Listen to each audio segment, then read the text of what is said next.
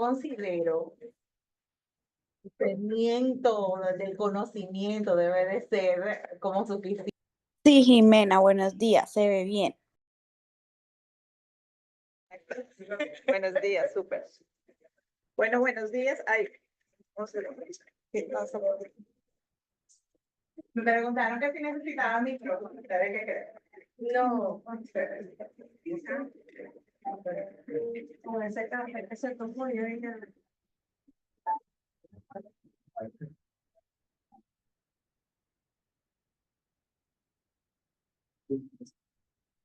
Buenos días, ¿cómo están? Feliz martes para todos. Bueno, esta clase es demasiado importante por una simple razón, y es que muchas veces cuando algo pasa después de cerrar, la gente, uno le dice, ok, pregúntale a tu cliente cómo adquirieron títulos sobre la propiedad.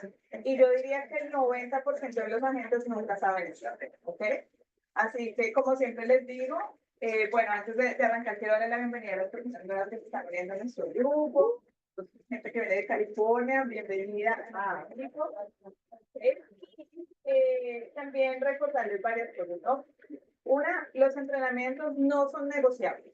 O sea, con decirles que nosotros hace poco cumplimos 5 años de casados y movimos la celebración de aniversario porque nos salió un martes. O sea, ese día uno no pone nada, ni el aniversario, que lo celebras otro día. ¿Por qué? Porque precisamente eso es lo que hace la diferencia en que tú trabajes bien con un cliente y no te metas en problemas, ¿ok? O que estés todo el tiempo preocupado, angustiado, tratando de apagar incendios por errores que cometes. ¿Okay? Así que pongan su celular en silencio, dedíquense esta hora, no estén saliendo a resolver una situación, un problema. Les aseguro que en una hora la situación va a seguir esperándolos allá, así que regálense este momento para ustedes. También aprovechen y pónganse en sus historias en el Instagram, muéstrenle a su alrededor, muéstrenle a su audiencia que están en constante capacitación, porque eso le genera a nuestros clientes confianza. Saquen su celular, taguen a Ámbar y al equipo de Apple Tower y a Realty One Group Estates, porque es importante para nuestra gente saber que nosotros nos estamos entrenando, ¿ok? También tomen notas, aquí tienen el PowerPoint, si alguien no tiene el material de apoyo, por favor avísenos para poderlos ayudar. Bueno, hoy vamos a ver los title business, y es esta parte de cómo el comprador adquiere el título sobre la propiedad. Así que, sin más preámbulos, ayúdenme a recibir con energía, con un muy fuerte aplauso a Ámbar Castro de Apple Tower. Gracias, Jimé. Gracias a todos por estar aquí. Yo feliz de estrenar el training room. Bueno, estrenarlo yo, estoy segura que ya han hecho otras actividades, pero muy contenta de estar aquí como siempre compartiendo con ustedes. Para los que no me conocen, porque ya escucho que hay personas nuevas, mi nombre es Ámbar Castro y yo soy de Apple Tower Title and Escrow, que es el title company, el preferred title company partner de Realty One Group Estates. O sea que esperamos que si no han tenido la experiencia de cerrar con nosotros para su próximo contrato, nos estén considerando para ser su compañía de vida. Entonces, como dice Jimena, eso es tan real. Posterior a un cierre es súper común que llame una persona y diga, pero ¿cómo queda en título? Y sí es cierto que nosotros preparamos la documentación y nosotros hacemos firmar la documentación al cierre. Sin embargo, nosotros no decidimos cómo su cliente está en título. Nosotros preguntamos que cómo su cliente quiere estar en título y muchas veces por falta de conocimiento se elige algo que no es lo que realmente ellos querían. Ahora, sí es importante saber también que si su cliente no está seguro o quiere hacer una planificación sucesoral, la compañía de título no es quien le ayuda con este trámite. Eso es un abogado. O sea que sí van a haber momentos en que usted me pregunta a mí, pero y cuando me dice, ¿y cuál es la que me...? Yo le digo, esto es tanto, esto es tanto, esto es tanto. Usted me dice, ¿pero cuál es la que me conviene? La respuesta debe ser, mira, en este caso yo te recomiendo que hables con un abogado, porque es un abogado que debe darle ese consejo legal a su cliente. Ahora bien, ¿qué es lo que vamos a ver hoy?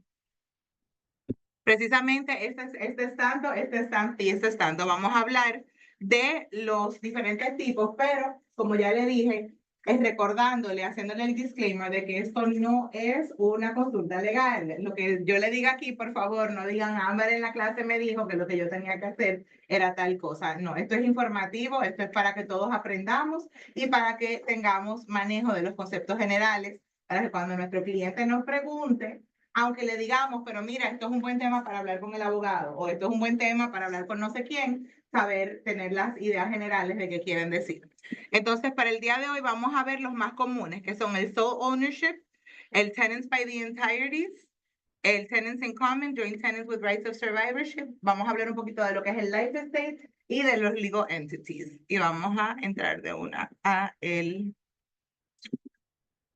primero. Sole ownership, ¿verdad? Que es el más sencillo, el más común, es que simplemente haya una persona en título. Aquí vemos varias cosas y tenemos unos ejemplos, los hermanos Mark y Lon, que me imagino que todo el mundo lo conoce. Mark en un sole ownership aparecería en ese deed como Mark Zuckerberg, a married man.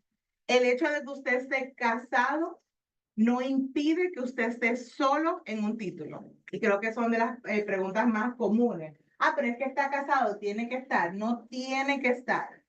Puede haber una situación como un financiamiento donde el banco le está exigiendo que la pareja firme todos los documentos y esté en título. And that's okay too. Pero no es que porque usted esté casado, su pareja tiene que estar en título. Eso no está correcto, ¿ok?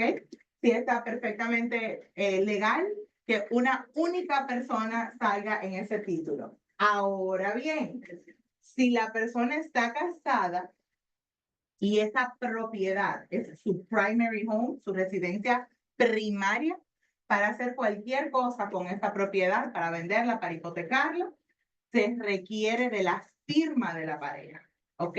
O sea que no importa que diga Mark, cuando Mark venda, Priscila tiene que firmar el deed si es la residencia primaria. Ahora, si usted está invirtiendo y está solo en el título y usted no vive ahí, cuando usted vende la propiedad no pasa nada. Usted firma y en ese warranty deed la compañía de título va a poner un párrafo que explica por qué la pareja no está firmando y va a decir que esa no es su residencia primaria. Los títulos y el récord público deben hablar solitos.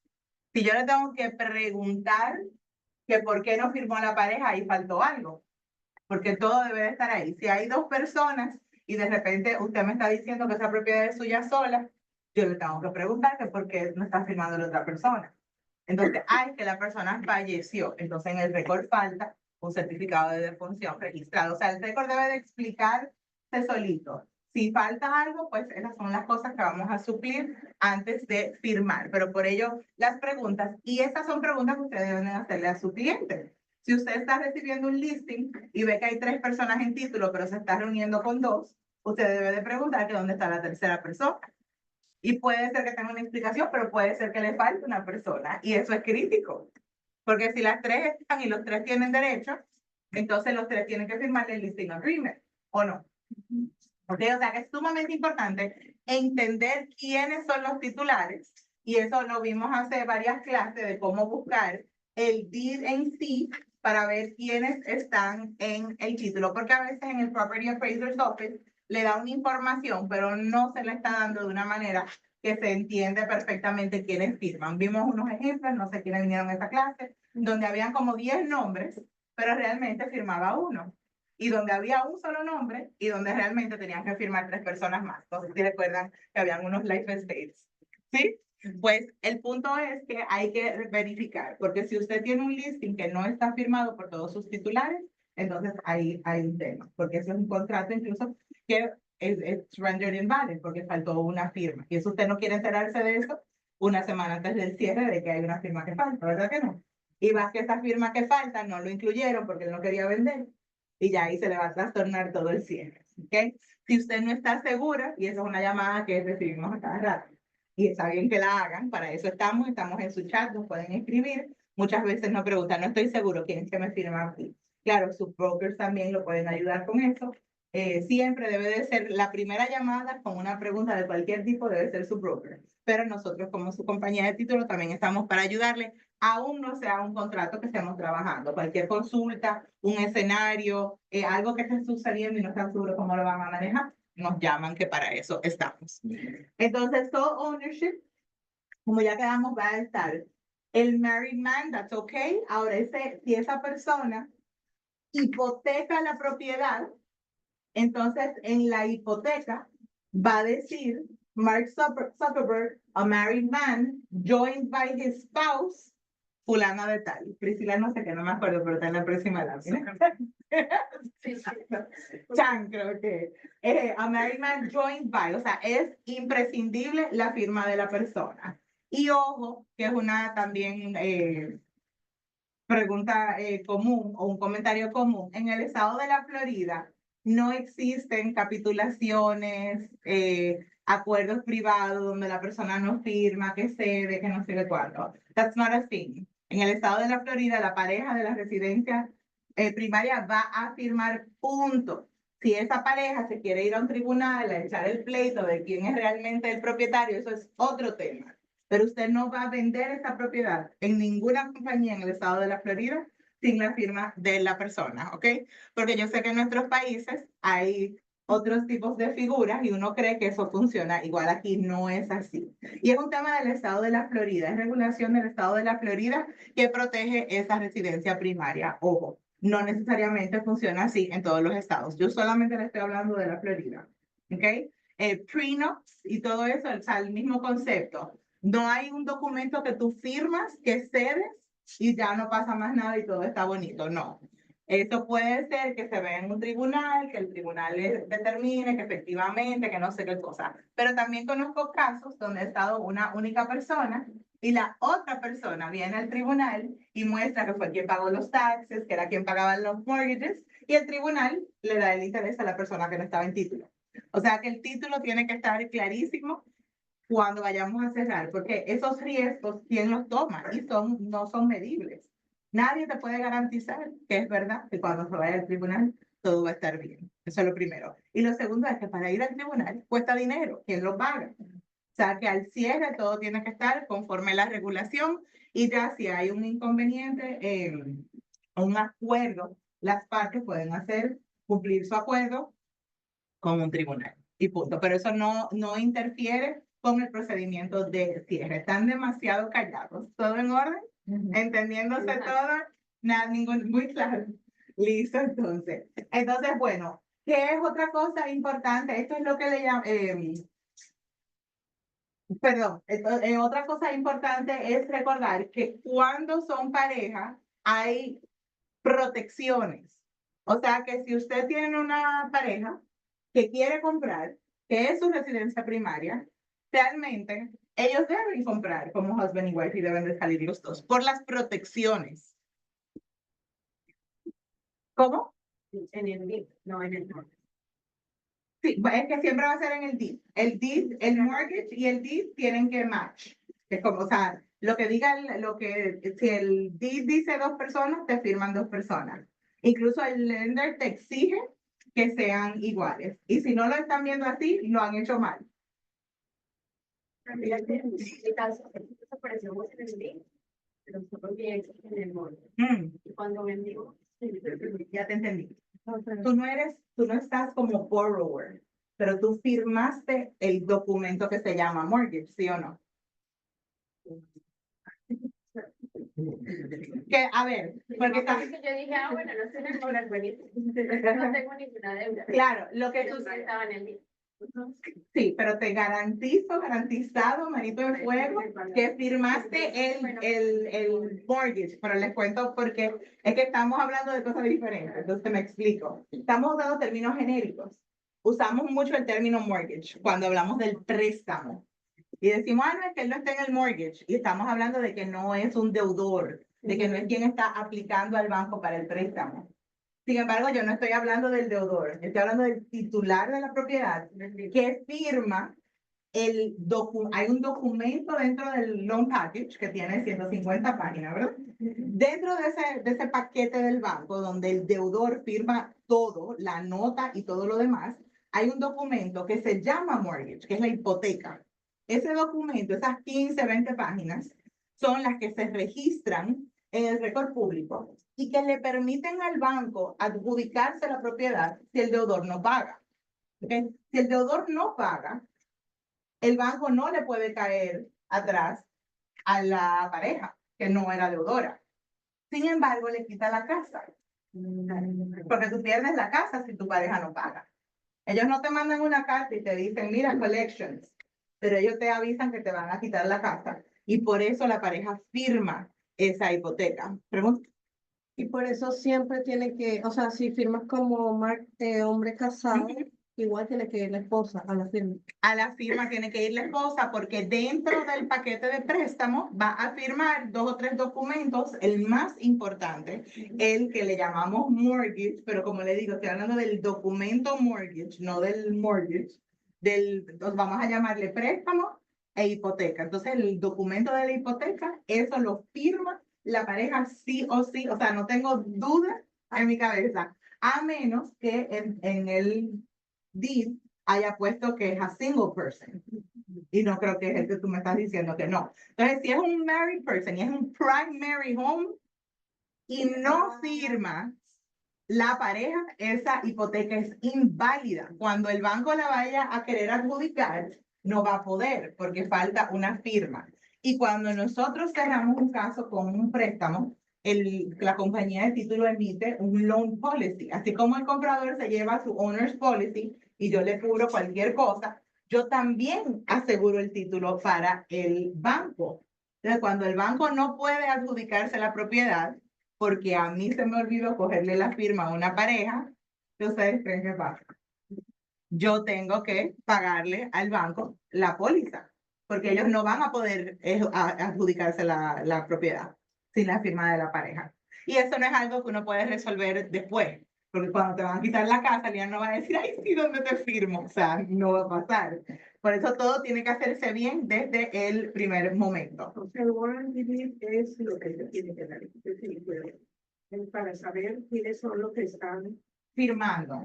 Correcto. Correcto, el deed. Y cuando estamos trabajando un préstamo, un caso nuevo, un contrato, esas son de las cosas que vemos con el banco. Por eso yo le digo, el mortgage y el deed match. Se supone que deben de estar iguales. Y se supone, porque claro, hay casos de casos, pero se supone que el banco y la compañía de título son cosas que hablan. Mira, si es que va a salir el deed, mira, incluso a veces te piden el borrador. El banco te dice, quiero ver tu borrador para asegurarme de que mi mortgage esté bien. Y cuando me llegan los documentos de préstamo, a veces uno le dice, mira, pero lo pusiste solo. Dice single y es married y falta el nombre de la esposa. O sea, esas son conversaciones. Y les cuento por experiencia que un porcentaje sumamente alto de paquetes que llegan para cerrar, que a veces uno no se da cuenta de eso y dice, ay, pero esta compañía de títulos sí es lenta. A veces llegan 2 y 3 paquetes, porque el primer paquete llegó, uno lo revisa y dice, hey, pero aquí no está Lina, aquí tiene que estar Lina en la hipoteca.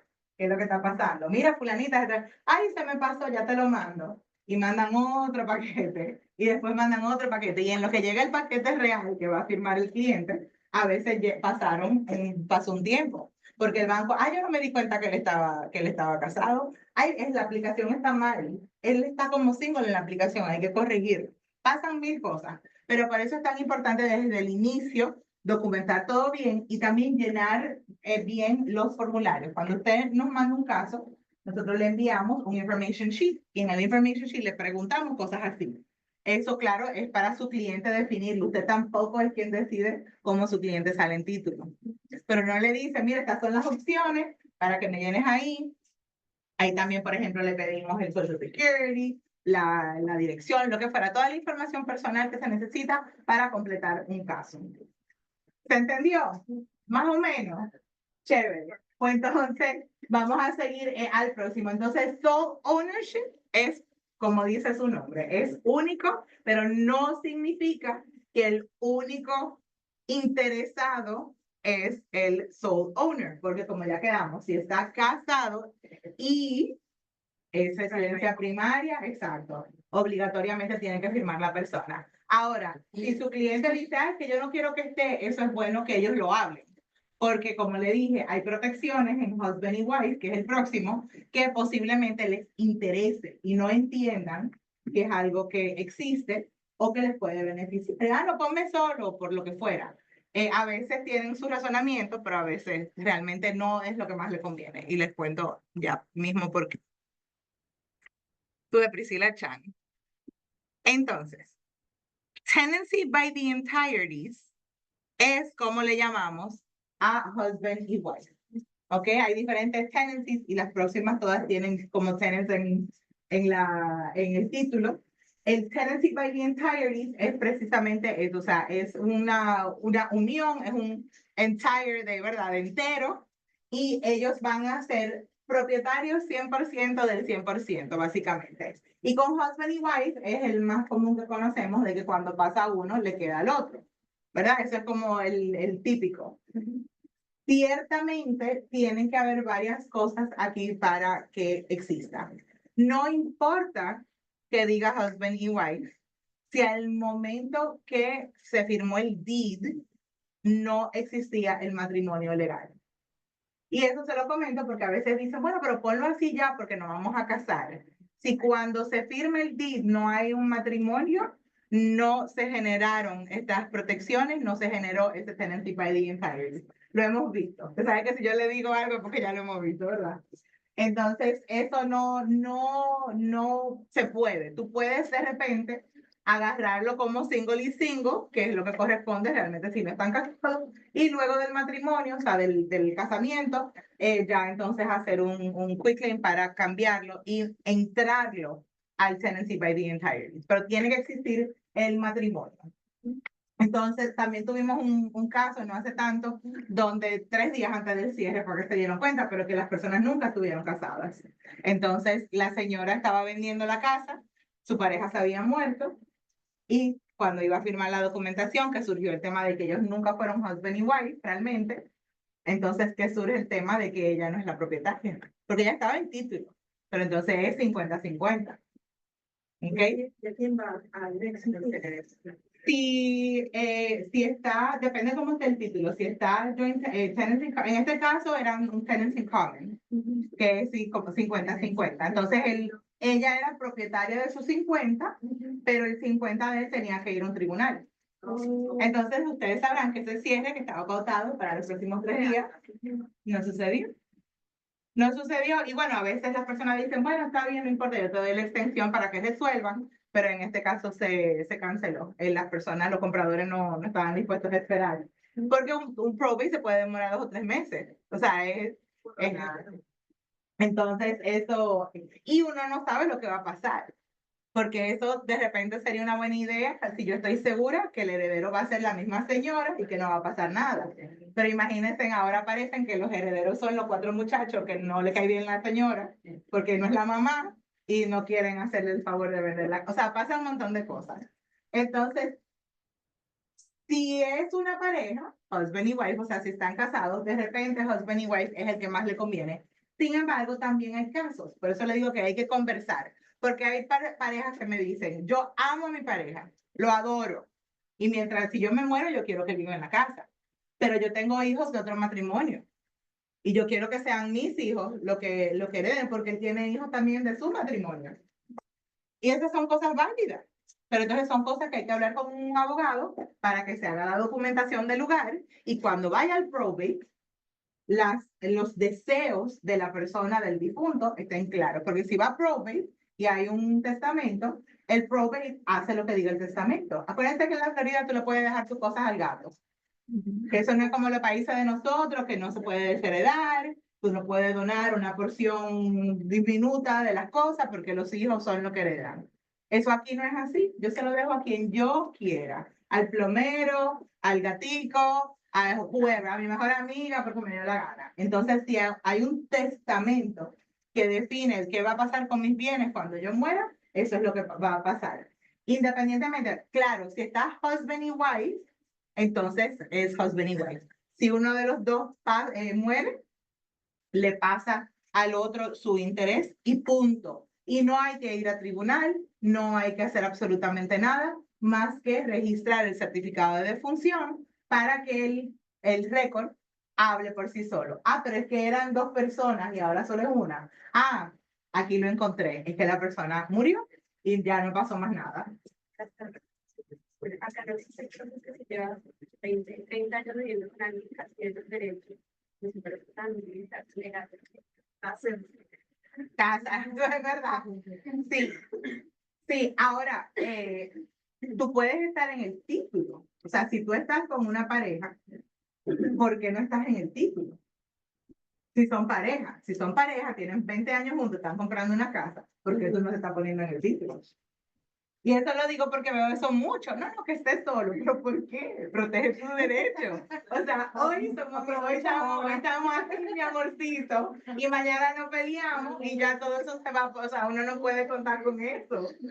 Y de cosas. No pones la puerta que no casi No, cásense. Que lo mismo con el que voy a comprar la casa, pero estoy casada y no lo soporto. Ustedes no se imaginan la cantidad de veces que yo vi eso. Yo no lo puedo mirar, no lo puedo ver. Pero porque usted está con una persona que usted no puede ni ver.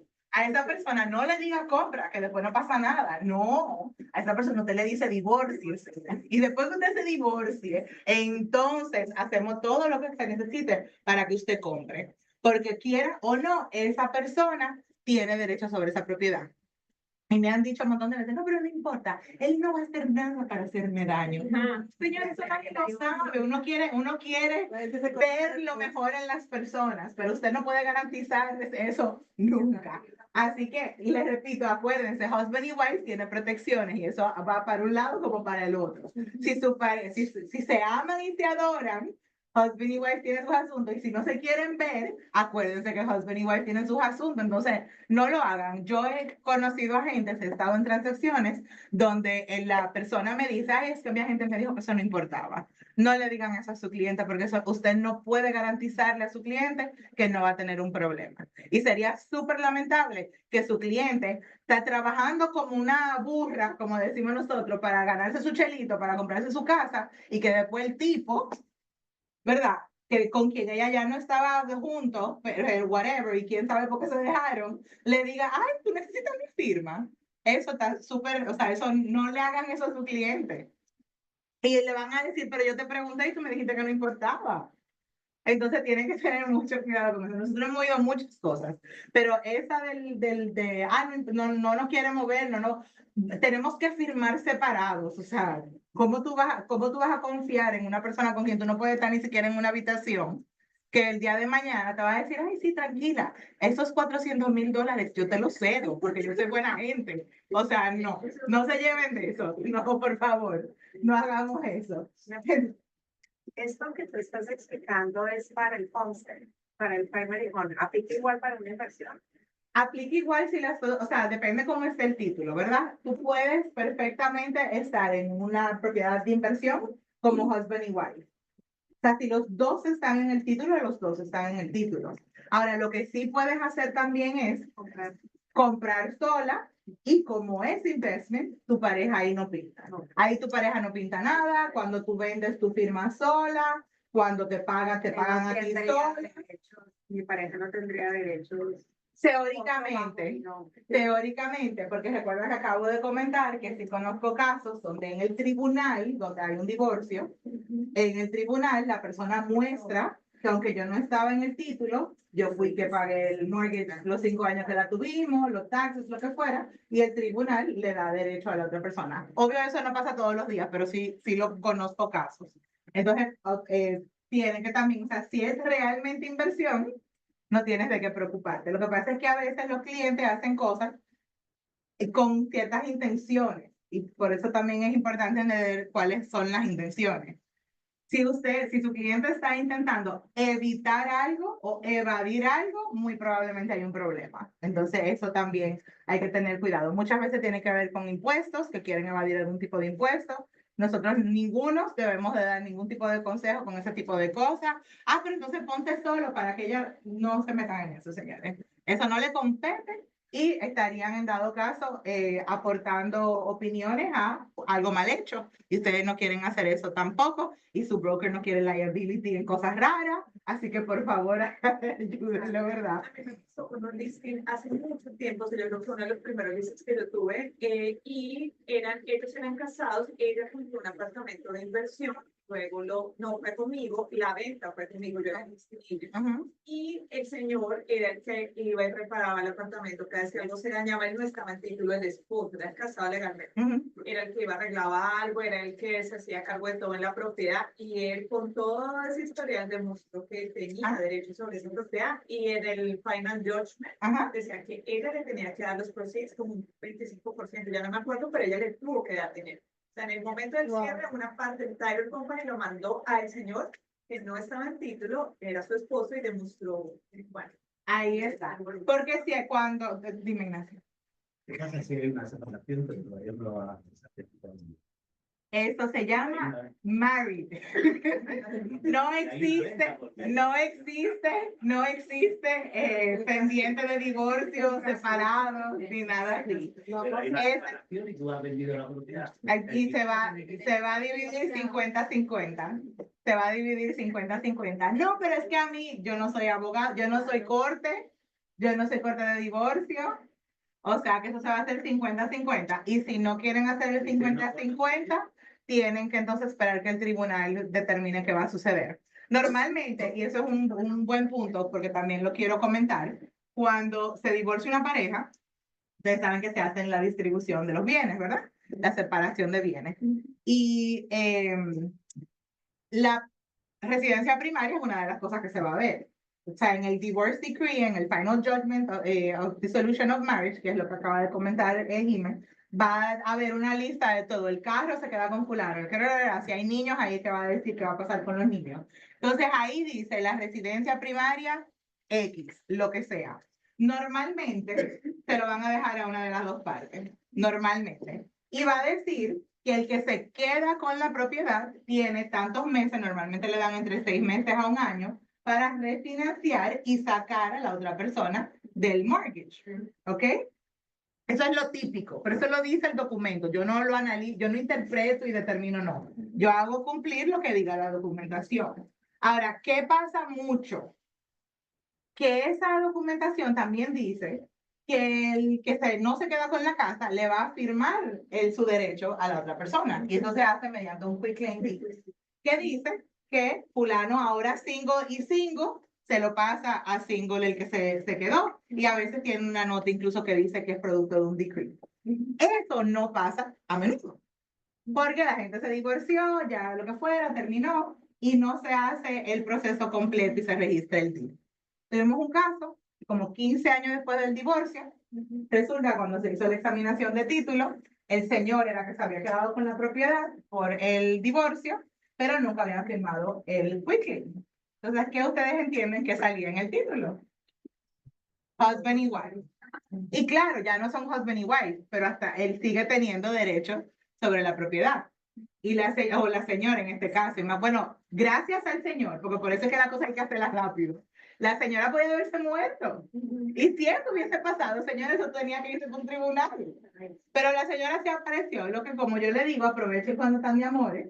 La señora dijo, que él necesita una firma mía. Ay, pobrecito. Y se dilató como 3 veces, tuvieron que hacer extensiones, porque la señora decía, yo voy a firmar, pero mi abogado está muy ocupado. Y entonces, como era con mucha actitud, y le tuvo que pagar.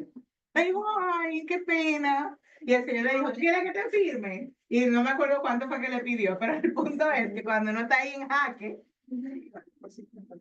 uno, ok, o sea que también, o sea, es importante agotar, o sea, puede estar husband y wife, puede haber un divorcio, no hay separación, si sus clientes no quieren vender y repartir, o sea, no se ponen de acuerdo en cómo repartir, entonces lo que hay que hacer es esperar que el tribunal así lo determine, porque nosotros ninguno somos abogados de divorcio y ni siquiera es el abogado que lo determina tampoco. Es un tribunal que va a determinarlo. O sea que hay que esperar que salga eso. De lo contrario, lo que sucede en ese caso de separación, que reitero, no es un estado civil. Incluso divorciado no es un estado civil tampoco. Usted lo ve soltero o casado para los fines de este tipo de cosas. Se usa mucho widow y widower cuando son viudos. Eso tampoco es usted o está casado o está soltero para los fines de título. Así que ya sabemos, aquí tenemos las protecciones que también le hablé antes de movernos al próximo, y son también crediticias. O sea, cuando es su residencia primaria, por ejemplo, si su pareja tiene una sentencia en contra porque hubo un manejo de una tarjeta de crédito, o sea, una deuda que ellos le ejecutaron, le hicieron una sentencia en su contra para cobro de pesos y bla, tarará, eso no le impacta. Sin embargo, si es una propiedad sola o una propiedad que no está protegida, el acreedor puede ponerle un lien a su propiedad conforme a esa sentencia. O sea, que por eso le decía, si es, no, ponme solo porque no importa. Pero si no, usted quiere protecciones. Así que asegúrese de agarrar husband y wife para que cualquier cosa de este tipo no le afecte también. Va a tener esa extra protección y ciertamente que si uno pasa, no tiene que ir a probate, simplemente le pasa al otro y no pasa nada, que es una de las cosas yo creo que más importantes, porque realmente los temas de sucesión son un poquito complejos a veces. Bien, seguimos. ¿Se entendió? Que se divorcien si se tienen que divorciar. Y bueno, entonces hablamos de tenancy by the entireties, que es husband y wife. Y aquí vamos a ver tenants in common. ¿Ok? Esta es la tenencia en común. Aquí tenemos varias cosas. Lo primero es que en el estado de la Florida se presume el tenancy in common. Si no dice husband y wife, por ejemplo, dice Jimena and George. Blank. Se presume que ahí hay un tenancy in common. Por lo que es súper importante poner los vestings, ¿verdad? Porque no es lo mismo husband y wife a tenants in common, como ya quedamos. El tenants in common, la explicación es que es equal parts, o sea, 50-50, pero puede ser 30-70. Tenancy in common es el único que te permite ponerle por ciento, o sea, que tú lo puedes dividir como tú consideres, ¿ok? Porque ya los otros son equal. Entonces aquí podemos poner que Mark Zuckerberg 70% and Elon Musk as tenants in common. Pero para fines del ejemplo, sin los por ciento, vamos a ver cuántas personas hayan, ahí se le va a dividir. Entonces tenemos varios ejemplos. Mark Zuckerberg and Elon Musk as tenants in common. Mark Zuckerberg, a married man, and Elon Musk, a single man, as tenants in common. Porque igual el vesting de la persona no varía. Esté solo o no esté solo en el título, sea inversión o no, siempre el vesting debe de ser, el marital status debe de ser el correcto. Y eso es súper importante. A veces le dicen, no, dile que es single, como por conveniencia. No hay conveniencia. Decir que es single si es married es fraude. Entonces tengan mucho cuidado con eso. Se firma, si es el banco, le estás mintiendo al banco, estás cometiendo mortgage fraud. Si es un cierre cualquiera sin financiamiento, estás firmando affidavits, declaraciones juradas diciendo que la información es correcta, eso es perjurio. O sea, y no te crea ningún tipo de problema decir la verdad. Entonces, mejor digamos la verdad. La razón más común por la cual alguien miente del marital status es porque la pareja está fuera del país. Pero eso no es un big deal. Eso no es un big deal. Se firma con un RON, se firma un poder, pueden ir a la embajada, incluso la mayoría de los documentos legales se pueden firmar con un notario local en ese lugar. Y punto, y no pasó. Lo único que sí necesitamos es saberlo desde que se sepa para poderlo abordar con tiempo, porque yo lo único que no puedo es hoy mismo producir hoy mismo un documento original aquí que se firmó en otro país. O sea, la capacidad no llega hasta ese punto. Sin embargo, con una semana de anticipación, yo puedo perfectamente que esa persona vaya, firme, me lo mande por DHL y llego aquí 3 días antes del cierre. O sea, que sí tiene solución. No le tengan miedo a eso, no le tengan nunca miedo a eso y jamás, por favor, le digan a su cliente que no importa, que eso también me ha pasado donde yo le digo, pero ¿y a ti quién te dijo? Ay, el broker me dijo que no importaba. Ay, la gente me dijo que no importaba, que eso no pasaba nada. No, imposible, no, nunca. No, pero hablando en serio, no. Siempre recuerdo un caso específico donde estábamos en la mesa de cierre y el notario fue que me vino y me dijo, mira, pero yo no sé si importa, pero todo dice single, pero él está hablando de la mujer. Pues me acuerdo que me dijo mujer. Yo le dije, no, pero espérate, porque no le dice marido al novio y no son casados, todo, espérate, todo puede estar bien todavía. Obviamente ya con el mini infartico en el corazoncito, porque eran como las 5 de la tarde, o sea, y era un viernes también, de paso, porque of course, ¿verdad? Y entonces, señor fulano, mire, sí, cuéntame algo, ¿cuál es su estado civil? Entonces, y me lo clarísimo, yo soy casado. Y yo, pero aquí viendo el documento, todo dice que usted es soltero. Entonces, sí, es que el mortgage broker me dijo que como ya estaba en El Salvador, me acuerdo que estaba en El Salvador, que mejor dijera tal cosa. Yo como que, ok, punto. Y yo, un momentito, entonces llamé al broker y ahí él incluso me dijo que si yo no podía ignorar que yo había sabido, o sea, escuchado eso. Y yo, ay, no, bye. Sí, no, yo le dije, ay, qué pena. No, no. Anyway, nada. ¿Qué tuvo que suceder? Lo primero es que le tuvimos que, obviamente no cerraron el viernes. O sea, que ese señor que se mudaba en el fin de semana, no se mudó el fin de semana, se mudó como una semana y pico después, porque hubo que decirle al banco que había un error en la aplicación, resometer la documentación, buscar que me aprobaran el Power of Attorney, mandarle el Power of Attorney a la señora en El Salvador. Obviamente ella vivía en la ciudad más remota de El Salvador, que estaba el notario más cercano, estaba como a 3 horas y no sé qué cosa, y Juana estaba lavando. Y entonces nada, se logró, pero el tiempo ya iba en contra. No, ya iba en contra porque ya la fecha de cierre estaba. Entonces, sí se resolvió y cerramos como 10 días después. Pero qué bonito hubiese sido haberlo hecho todo bien desde el inicio y la fecha de cierre simplemente firmar. El señor con su poder firmó los documentos de cierre y no pasó nada. No le afectó en lo absoluto. Sin embargo, podía haberle creado un problema porque el banco podía haberle ya negado el préstamo en ese momento y eso hubiese sido default del contrato y hubiese perdido su depósito. Cuéntanos, Gina. Que siempre que hablan por ese ejemplo, a mí me gusta hacer notar algo, y es que cuando uno está en el escenario de cierre, ¿qué pensarían ustedes a quién le van a echar la culpa? Al título. Van a decir, por ejemplo, van a decir, no, es que aplicado sí pone problemas, que son súper demorados. Miren, cualquier vez que ustedes escuchen que un title company es rápido y que no pone problemas por nada, ese title company no es de fiar, y meto las manos en fuego con lo que estoy diciendo. Porque yo en los 11 años que llevo en este negocio, nunca en mi vida un cliente me ha llamado a decirme, me pasó un problema porque se le con apuntado. Lo cual sí me ha pasado con otros title company rápidos que resuelven, que eso nadie se entere, firman, me ha pasado. Así que cuando escuchen eso, que son muy rápidos, son muy buenos, desconfíen. Por algo lo hacen rápido. Claro, igual cuando estás en un caso y te dicen, no, mi compañía de títulos sí lo cierra. Ajá. Pregunta, ¿y cómo lo va a cerrar? O sea, ¿qué van a hacer ellos diferente a lo que está haciendo mi title company? Porque Ignorar. que sí, exacto, o lo van a ignorar o lo van a poner, o sea, van a hacer algo indebido o que va a impactar a tu cliente y no te lo van a decir. Porque ellos te dicen, sí, tranquilo, yo lo resuelvo, pero ¿cómo tú lo vas a resolver? Eso siempre cuando me dicen, no, a mí me dijeron que lo cierran, yo le digo, excelente, dime qué ellos van a hacer para entonces nosotros hacerlo también. Porque si todos estamos haciendo las cosas correctas, el proceso es el mismo. El producto de cada compañía de título es el mismo. Es el mismo.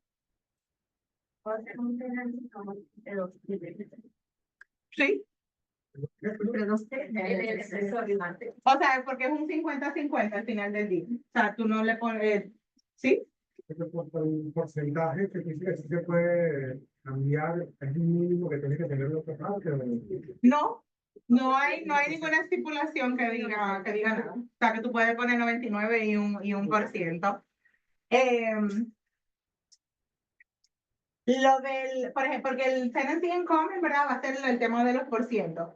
Más bien que un tenancy in common para una entidad legal sería una distribución, o sea, un 70-30, o sea, de ponerle en tantos interests. Porque tú no puedes poner, por ejemplo, un joint tenancy with rights of survivorship, porque la compañía no muere. O sea, que ahí el lenguaje de repente sería un poquito diferente, pero creo que la pregunta es que si le puedo poner los porcientos, ¿correcto? no, y que no sea título personal, sino. No, claro, sí. Sí se puede, tú le pones tanto interest y no pasa nada. Y si es con compañía, es hasta, o sea, eso es bueno verlo con el abogado cuando estén constituyendo las empresas y ver los acuerdos entre las empresas. Sin embargo, mientras más claro esté, mejor. Porque ya cuando tú vendes a nombre de una compañía o dos compañías, en el ejemplo que estamos viendo, tú no me puedes decir, a mí págame tanto y a ellos págale tanto. O págame a mí el manager. O sea, yo le pago a la compañía. Y el problema de distribución y el acuerdo que ustedes tengan, eso no tiene que ver con nosotros. O sea, que es importante que todo esté bien definido. Cuando se crean compañías, normalmente no se hace la documentación. O sea, lo que hay es un Articles of Incorporation que no dice nada. Y de repente hay un manager en Zombies que es quien te firma nada. Pero no hay un documento que dice aquí los dueños son tantos. Se supone que en una LLC hay un operating agreement, pero la mayoría no lo tiene. Entonces, al final es lo que, no, el acuerdo entre nosotros era tanto, escrito. Pónganlo todo por escrito porque es más sano. Bien, entonces, tenants in common, ya quedamos, va a ser 50-50 o lo que fuera. Si una de las personas muere, entonces ese % de esa persona va a un probate. ¿Ok? Eso yo creo que es como que lo más importante de ahí. Cuando usted está explicando cuál es cuál, ¿verdad? Husband y wife, le pasa a la pareja que sobrevive. Tenants in common es 50-50, el % que queda se va al probate, y el otro es joint tenants with rights of survivorship, que funciona similar al husband y wife en el sentido de que el sobreviviente es que se queda con el interés. Sin embargo, no son husband y wife, ¿ok? Si aquí tú tienes incluso a veces nos pasa que alguien dice de que no, yo quiero husband y wife, joint tenants with rights of survivorship. That's not a thing. Ok, son dos vestings totalmente diferentes. Hemos hasta tenido este argumento con abogados, que siempre me parece bien particular. Pelear cosas del contrato con un abogado y dice, pero ¿qué escuela de derecho tú fuiste? Pero bueno, el sobreviviente, ¿verdad? Se queda. No importa aquí igual si estaban casados. Por ejemplo, aquí tenemos un ejemplo. Mark Zuckerberg, a married man, y Elon Musk, a single man, as joint tenants with rights of survivorship. Tú pudieras pensar, pero es que él está married, o sea que su % debe de irse al probate, pero no. Si dice joint tenants with rights of survivorship, se va a la otra persona, no importa la relación. O sea que este también es uno bueno, reitero, dependiendo de las intenciones de los clientes, pero si es una pareja que no está casada, de repente este es el que quiere. ¿Ok? Porque efectivamente, si a mí me pasa algo, yo quiero que mi pareja se quede con la casa que nosotros compramos juntos. ¿Ok? Entonces tenemos, sí podemos también tener un ejemplo donde estén las dos figuras, porque aquí tenemos Mark y Priscilla, husband y wife, y Elon, a single man. ¿Cómo se ve esto desde el punto de vista del título? Aquí hay un 50% y aquí hay otro 50%. Entonces, si aquí muere uno de los dos, su porción le pasa al otro porque hay un tenancy by the entirety. Ahí están husband y wife. Entonces, aquí muere Mark, Priscilla queda con el 50. Ok, muere Priscilla, entonces sí, el 50 le va a pasar a Elon. Ok, o sea que es como una fórmula matemática, están en los paréntesis. Lo que pasa en el paréntesis se concluye, entonces sale del paréntesis. Y eso, yo soy malísima en matemáticas, pero entendieron el ejemplo, ¿verdad? Sí. Excelente. Entonces, aquí sí van a estar shared, no como el otro caso que vimos, no se puede dividir ni nada así, simplemente va a ser porque pueden haber 3 personas igual, pero si hay 3, entonces va pasando a los que quedan, hasta que tengamos a la última persona. ¿Entendido? Sí. Joint tenants with rights of survivorship, muere uno, le pasa al otro. Tenants in common, y aquí actually tenemos, déjame pasar aquí.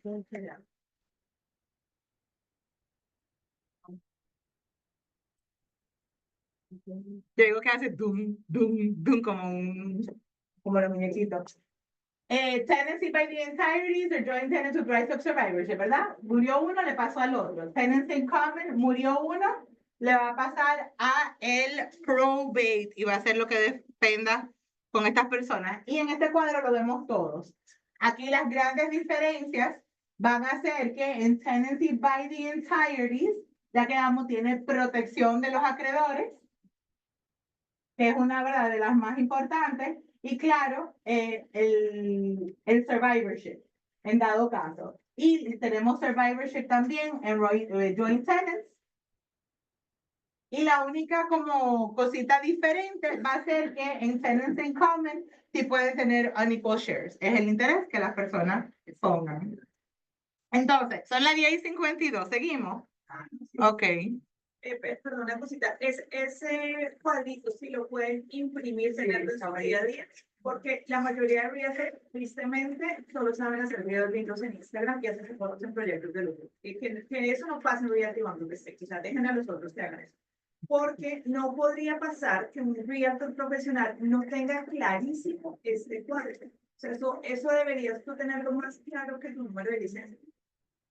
Sí, ¿qué le pasa?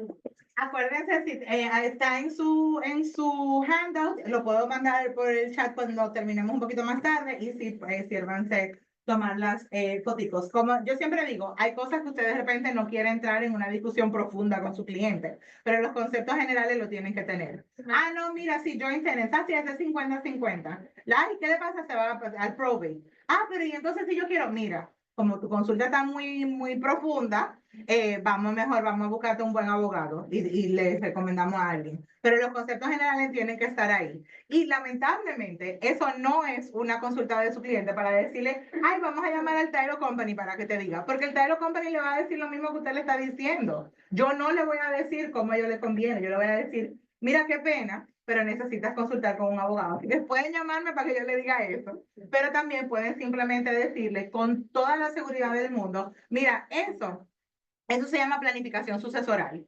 Realmente yo te recomiendo que hablemos con un abogado para que él te diga lo que mejor te conviene. Porque no todos los casos son iguales. Lo que me conviene a mí no es lo que le conviene a Jiménez.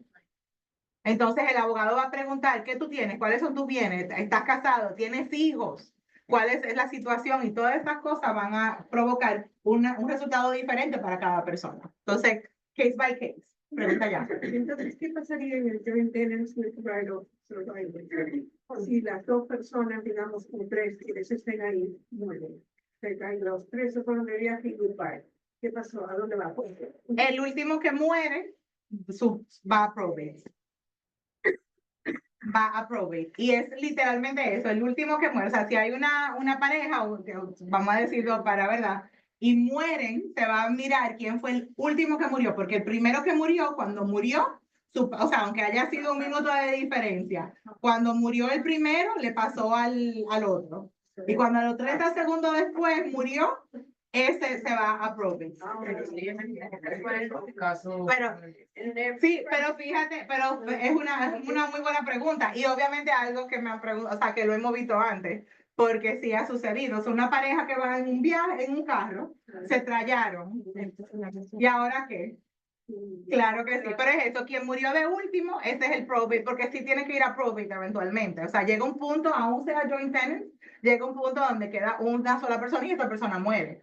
Y no hay forma de, o sea, no hay un testamento que la transfiera automáticamente. Eso no funciona así aquí. Entonces, por eso, o sea, si tú puedes tener un trust, que es otra figura que pueden tener, otra para conversarla con el abogado, pero ese tipo de, o sea, pero se pone la propiedad en el trust. O sea, la gente cree que es que, yo lo escribo en algún lado que sé lo que quiero y pasa automáticamente. No. Igual con los life estates, que es el próximo que vamos a ver.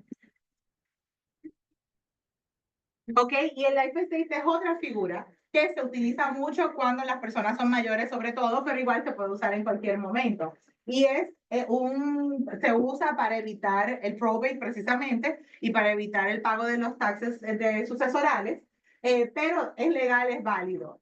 ¿Cómo funciona? Que el life tenant, el dueño, va a nombrar en el mismo deed, por eso digo que nada es automático. Si yo lo puse en mi... No. Está en el safe, eso no funciona. El deed dice que yo, life tenant, estoy nombrando a mi, le llaman remainderment. Al remainderment, como yo no tengo hijos, se lo quiero dejar a Jimena, porque sus hijas me caen bien y quiero que ella sea la que se quede con mi esposa. Yo puedo, o sea, una persona propietaria puede hacer eso. Y hay diferentes formas de hacerlo. Y si cuando muere el life tenant, le pasa automáticamente al remainderment igual como pasa con husband y wife o joint tenant. Se registra el certificado de defunción y ya queda claro que por eso ahora ya Ime es la propietaria y no soy yo. Ok, hay varias formas de life tenancies, hay dos específicas, una que se llama el Enhanced Life Estate y otro que es el Regular Life Estate. Diferencia, en uno, el life tenant es todopoderoso hasta que muere, y en el otro, el life tenant necesita la firma del remainderment para cualquier cosa que quiera hacer con la propiedad. Entonces, ¿pero para qué sirve eso? Ejemplo, yo me gano la lotería y yo le quiero comprar una casa a mi mamá y a mi papá, porque yo soy muy buena hija. Entonces, yo le compro la casa y yo quiero que mi mamá y mi papá vivan en la casa hasta que ellos estén vivos, ¿verdad? Pero a mí no me interesa que mi mamá venda la casa y se vaya a coger todos los cruceros de la bolita del mundo porque quiere viajar con el dinero que yo puse en la casa. Entonces yo compro y hago un life estate donde la casa es de ellos son los life tenants, yo soy el remainderman, o sea que cuando pase cualquier cosa es mía, pero ellos no pueden hacer nada sin que yo firme. No pueden vender, no pueden hipotecar, no. Ese es el regular life estate, donde el remainderment se requiere para cualquier acción. Sin embargo, puede ser inverso. Mi madre y mi padre tienen su casa, pero cuando ellos mueran, ellos no quieren que yo tenga que ir a un tribunal y pasar por ese dolor de cabeza, quieren que yo me quede con la casa.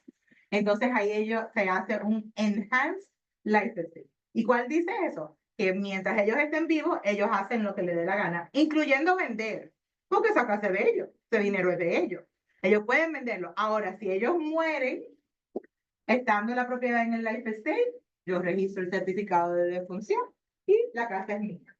Ok, se entendió ahí la diferencia, ¿verdad? Y súper práctica, porque es cierto, a veces uno quiere controlar, pero a veces uno no. Yo incluso, por ejemplo, mi mamá y mi papá tienen la casa en un life estate y ella me dice, ay, es que yo quiero que te quede la casa. Y yo, mami, vende, disfruta, cógete todos los cruces. O sea, yo no necesito la casa, si me la dejan, pues amén. Pero yo quiero que ellos disfruten. Pero hay otro caso donde es un hijo que está tratando de proveer, pero también hay padres que no son tan razonables, ¿verdad? O de repente un padre con un gambling problem o con una demencia que después ni se va a acordar qué hizo con la propiedad. Entonces, esas son formas de proteger donde la persona sí es propietaria, o sea, el viejito sí tiene su casa. Sin embargo, hay protecciones para que no pueda disponer de la propiedad sin que otra persona lo vea. ¿Se entendió? Seguimos. No, ¿Cómo? el trust. No, ese no es un trust, ese es un life estate. ¿Ok?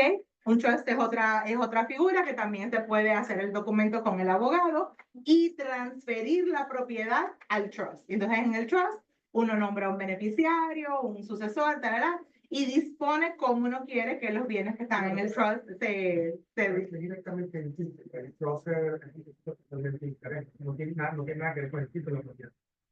Si quieres que la propiedad esté en el trust, tienes que ponerla en el trust. O sea, tú creas el trust con las disposiciones, pero tienes que firmar un deed que diga que la propiedad que está a nombre tuya ahora está a nombre de fulano de tal, as trustee del no sé qué trust.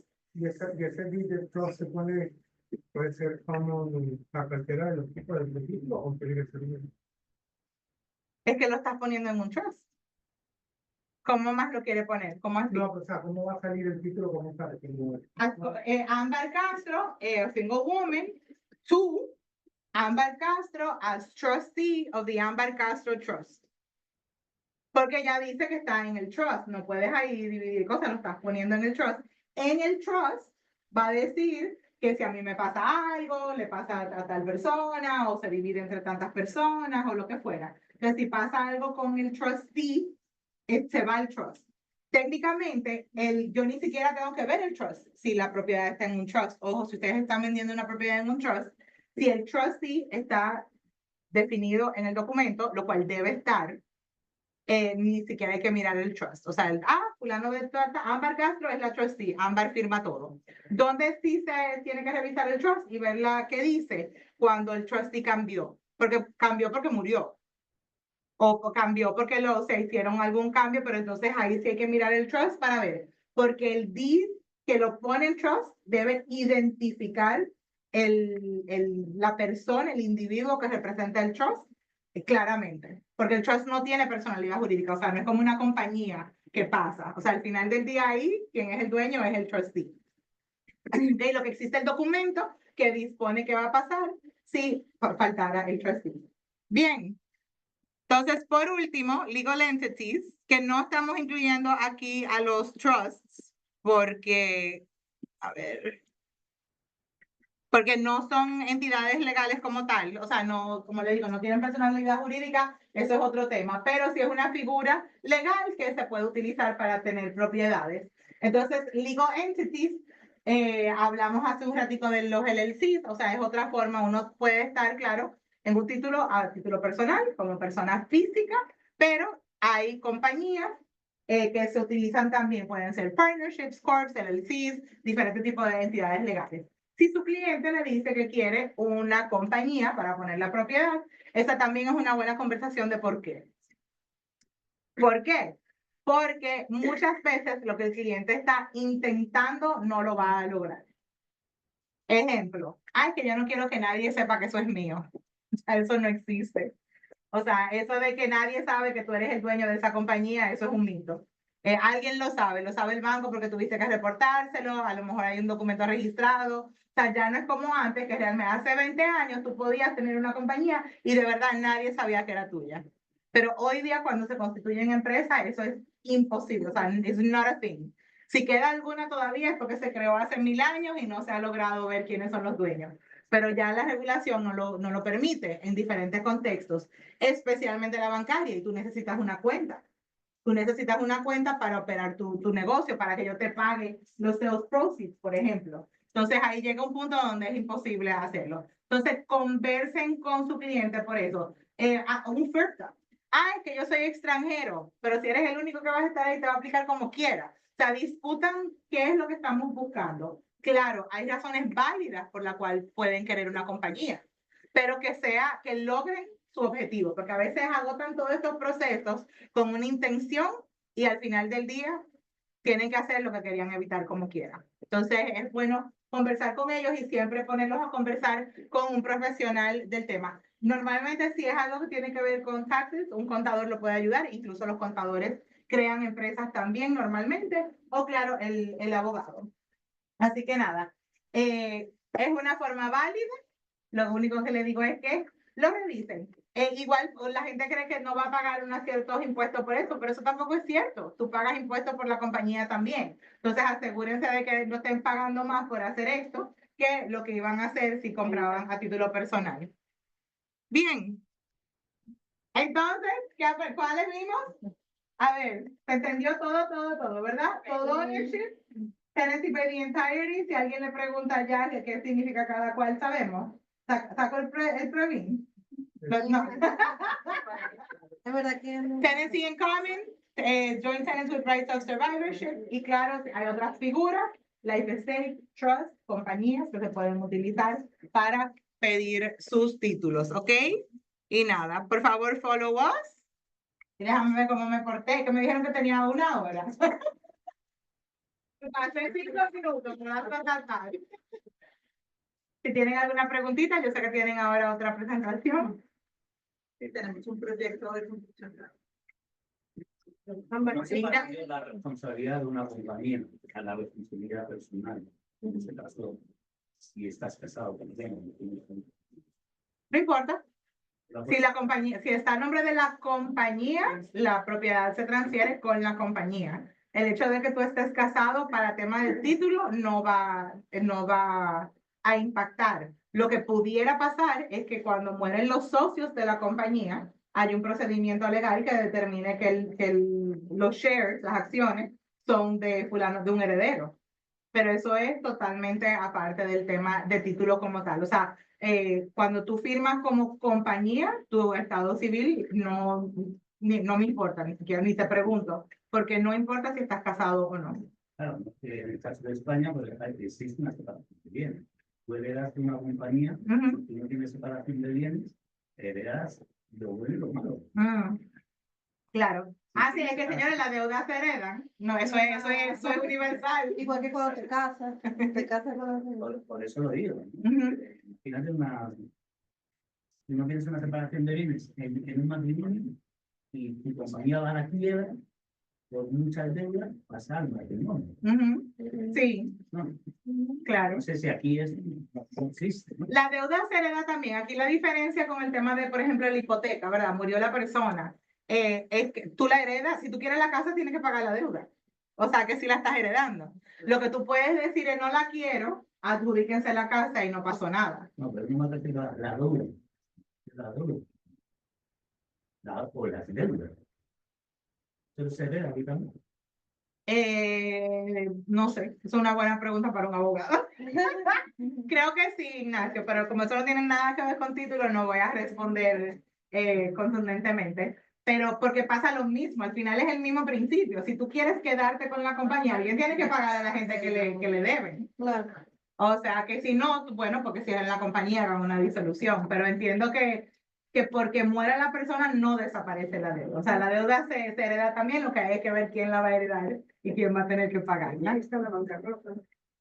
Por ejemplo, o sea, puede ser eso una opción. Hay que ver porque con cada muerte Pues hay ya que les hacer vamos una a serie enviar de el cosas y link eso es para parte la de la segunda clase. distribución y de los procesos sucesorales. Si hay compañías donde son socios, eso también se toma